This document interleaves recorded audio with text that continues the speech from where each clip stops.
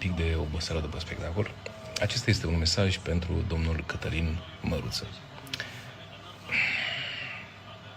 Mă duc la poliție să-mi bag pula. Mă duc la poliție. M-a invitat acum 2 luni de zile la podcastul pe care îl realizează.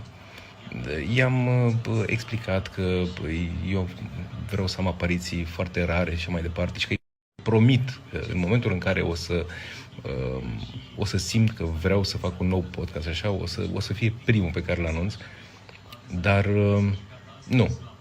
Deci deja a ajuns la hărțuire. Vă jur. Deci... Băi, Cătălina, să mă duc la poliție, Gogule. Jur, nu glumesc. Îmi pare rău că nu ți-am răspuns în ultimele zile sau așa, dar mi s-a făcut frică să-mi bag pula. Băi, mi s-a făcut frică, Gogule, de tine.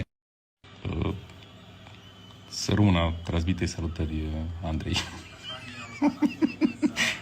Dar te rog eu, băi, nu mai suna, nu mai hărțui, să-mi bag pula. Am...